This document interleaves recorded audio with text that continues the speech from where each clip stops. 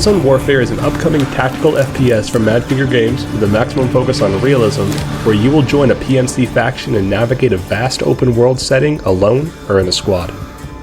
With similarities drawn from games like Escape from Tarkov and other extraction shooters, this game is amping up to be really something special with its own brand of PvEVP gameplay. It's important to note that I said PvEVP rather than PvPvE, because the devs have made it abundantly clear that the majority of the conflict you will face in this game will be against the enemy factions controlled by the advanced enemy AI developed specifically for this game. Now, there will be plenty of opportunities to attack other players if that's the playstyle you choose, but with a massive 42 square kilometer map, going strictly PvP may prove more of a challenge than anticipated. Beginning the game, you will be allowed to select one of three PMC factions: the Lemang Recovery Initiative, Mithras Security Systems, and Crimson Shield International. The LRI was founded and funded by a tech billionaire. LRI publicizes itself as a strictly philanthropic exercise to search for pockets of survivors in and around Ground Zero, even after UN abandoned the island.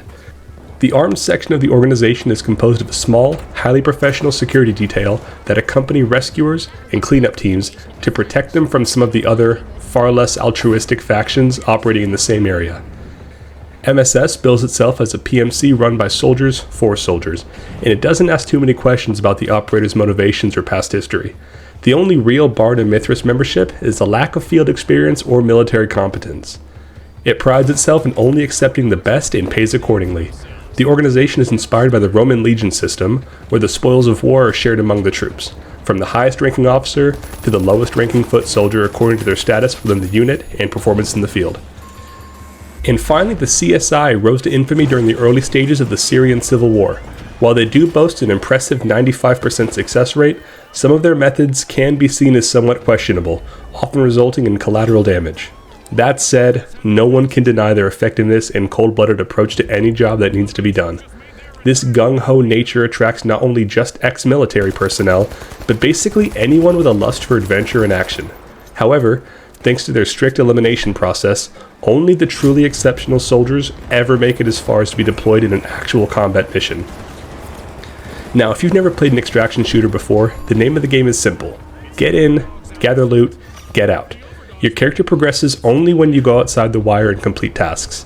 Similar to games like Tarkov, Gray Zone implements traders, each specializing in different equipment that you will need to stay alive. So far, we've seen the names of 5 traders, being the Artisan, Banshee, Gunny, Handshake, Lab Rat, and Turncoat, and have had a chance to read about 3 of them. Gunny is described as a retired U.S. Marine Corps gunnery sergeant who's been recruited by the PMCs to help run their operation, and part of that means looking after other PMC operators. Gunny seems to be the guy to go to for any new armor you may need as your enemies progress and obtain more destructive weapons. Artisan will be the PMC's mechanic, which not much is known right now about how vehicles will be implemented in the final game, but it has been confirmed by Madfinger that vehicles can be found in raid and even commandeered to help your team reach objectives faster or escape from possible ambushes. And finally, Banshee is the last trader that we know of more than just a name. Banshee is described as an equal opportunity arms dealer. If the money is right, he will outfit your PMC with whatever firepower is needed for whatever missions you're undertaking. Now, as is common in extraction shooters, these traders will all have certain levels that by completing tasks, you will increase to obtain better and better gear. And there will be plenty of opportunity for XP, as there are already over 150 different quests to look for and complete even this early in development. I'm going to read a quick excerpt from one of the recent devlogs pertaining to how quests will come about organically while in the game. Like the rest of Gray Zone Warfare, the emphasis when designing quests is on realism and internal logic. We don't want players to venture into the world to find X pieces of Y or bring back tons of nonsensical items without any meaning.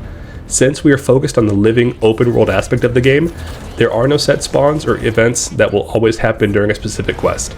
Thus, the same simple recon mission may be a walk in the park for some and a bloody struggle for others, since they were, for example, ambushed by an enemy patrol. We also strongly believe in our players' intelligence and try to stay as far away from excessive hand-holding as possible. Therefore, don't expect any massive waypoint markers guiding you step by step through the world. Read the briefings carefully, familiarize yourself with the land, and execute your plan. This last little bit here sounds really exciting to me. As a guy who prefers as minimal HUD as possible in my games and relying on map knowledge and context clues to discover my objectives, this really appeals to me. Similar to how in Red Dead Redemption 2 you may come across a side character who suggests you check out a random yellow house in the woods north of Valentine, you'll get subtle hints like this throughout the game at where your objectives might be located. Then it's up to you and your team to discover what awaits you at that point. Another cool addition to this game is allowing the player to choose not only how they play, but what they play. When a quest is selected, another character may chime in and offer a different proposition. Then you as a player can decide which character you will perform that quest for. For example, Gunny may have knowledge of a nearby enemy base and ask you to eliminate all targets inside and gather any non-personnel intel you can find. But Artisan might know that a high-ranking enemy official is currently at the base and wishes you to extract him as a prisoner to later interrogate. Going with Gunny, you could load up your MGs and rockets and prepare for an all-out high collateral damage conflict. But siding with Artisan, you may opt for a more stealthy approach. Each outcome will provide XP for the specific trader and whatever rewards they decide to give you upon completion. Now there is still a lot unknown about this game beyond the occasional devlog, as we are still waiting on even a closed playtest, but I am definitely excited to play this game firsthand. As someone who enjoys the idea of games like Escape from Tarkov, but just can't get behind the abundance of cheaters that still ravage the servers, along with a complete lack of communication from the devs at Battle State, the idea of a slowed down PvE primary game sounds absolutely perfect. Let me know in the comments what your thoughts are on this game and if you plan on picking this up when it drops later in 2024. Until next time, this has been Ctrl-Alt-Bang. Have a good day.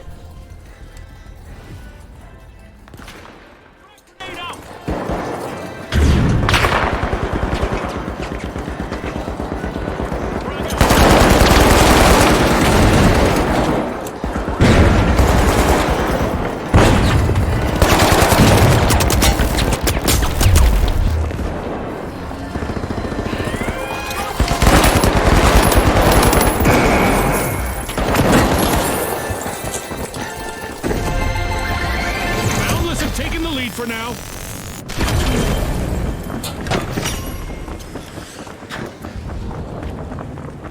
Oh look, a new vault is ready to be opened.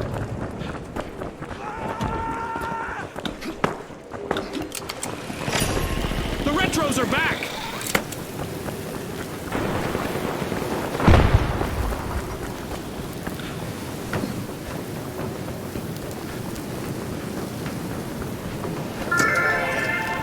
The overdogs are trying to leave their opponents in the dust.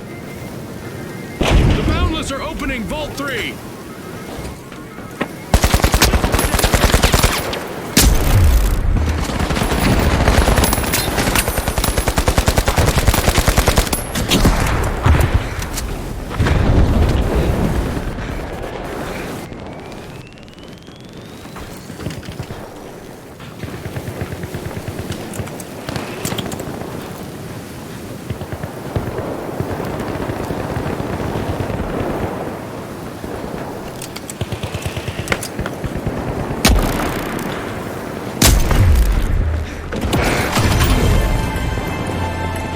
Stale moment yet, and we just passed the midway point of this bout.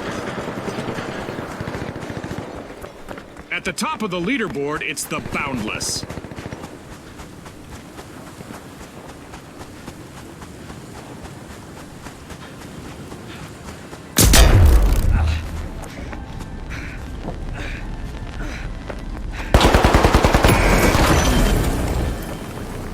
A long-awaited return to the arena for the Boundless.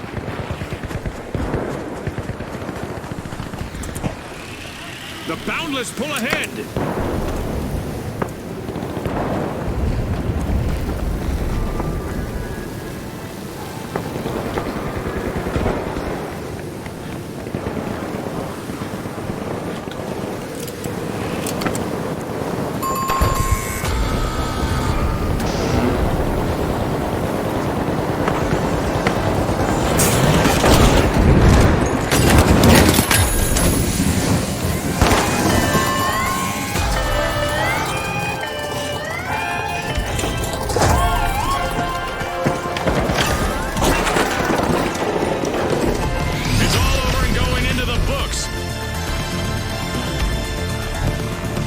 Big thanks to our sponsors for bringing us this incredible spectacle.